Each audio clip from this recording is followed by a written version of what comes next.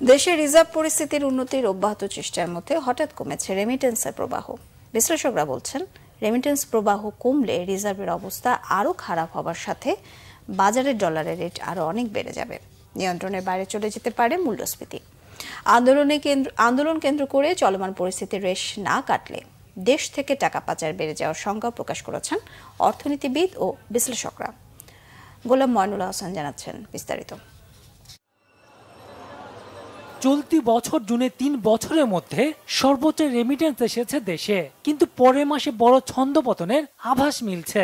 জুলাইয়ের প্রথম ৩ সপ্তাহে গড়ে ৪০ থেকে ৫০ কোটি ডলার প্রবাসী আয় এসেছে, কিন্তু চতুর্থ সপ্তাহে এসেছে মাত্র ১৩ কোটি ৮০ লাখ ডলার। ব্যাংকার্সরা জানান, সাধারণ ছুটির পর ব্যাংক খুললেও রেমিটেন্স আসার গতি খুব একটা বাড়েনি। এর মধ্যে কোটা আন্দোলনকে ঘিরে মধ্যপ্রাচ্যের শ্রমিকদের বেশ কয়েকটি ভিডিও ইন্টারনেটে ভাইরাল হয়েছে, যাতে ব্যাংকিং চ্যানেলে দেশে রেমিটেন্স না পাঠানোর আহ্বান জানানো হয়েছে। টাকা পাঠানো কমে যায় ব্যাপকভাবে, যেটা দৃশ্যমান, তাহলে কিন্তু ইমিডিয়েটলি একটা ব্যালেন্স অফ পেমেন্টের উপর একটা চাপ সৃষ্টি হবে। সৃষ্টি হয়ে গেছে অলরেডি। ডলার রেট কিন্তু আমরা ধরে রাখতে পারছি না, যেটা গত 2 মাস কিন্তু 2.5 মাস স্টেবল ছিল। মে, জুন, জুলাই 15 তারিখ 20 তারিখ পর্যন্ত স্টেবল ছিল, সেটা এখন আর স্টেবল নাই।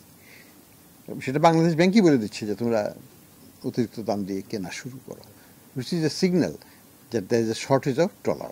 বড় প্রচারণা আছে যে যারা রেমিটেন্স পাঠাচ্ছেন তারা ব্যাংকিং চ্যানেলে পাঠাবেন না, এই ধরনের একটা প্রচারণাও চলছে ক্ষুব্ধ মানুষের ভিতরে। সেইটা অংশ যেমনই হোক, তার তো একটা প্রভাব আমার এখানে পড়বে, এবং এইগুলো কিন্তু আমাদের জন্য ভালো কথা না। রেমিটেন্স আসা সহ অর্থনৈতিক গতি আনতে স্থিতিশীল রাজনৈতিক পরিবেশের উপর গুরুত্ব তাদের।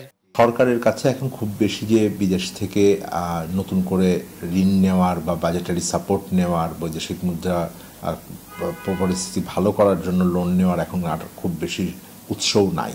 IMF এর কাছ থেকে আমরা নিয়ে ফেলেছি কিস্তি, আমরা ওয়ার্ল্ড ব্যাংক বা ADBর কাছ থেকেও আমরা ছাড় করে নিয়েছি। এটা জুন মাসের আমার যেই শর্ত ছিল সেটাকে ধরে রাখার জন্য কিন্তু আমরা এটাকে ছাড় করিয়ে এনেছি। এই যে আন্দোলনটার, এটার একটা ডোমেস্টিক ইম্প্যাক্ট আছে, যেটা হুন্ডিকে বাড়িয়ে দিবে, অর্থাৎ টাকা পাচারকে বাড়িয়ে। রাজনীতিবিদদের দেখি তারা রাত্রে স্বস্তিতে নেই, তারা টাকা পাঠাবে।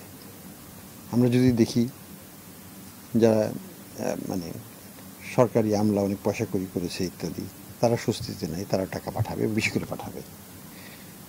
আমরা যদি বিজনেসের কথা চিন্তা করি, তারাও টাকা পাঠাবে। দেশের রিজার্ভ আরো কমলে অর্থনৈতিক ঝুঁকির মধ্যে পড়বে আশঙ্কা বিশ্লেষকদের। বিলম্বিত।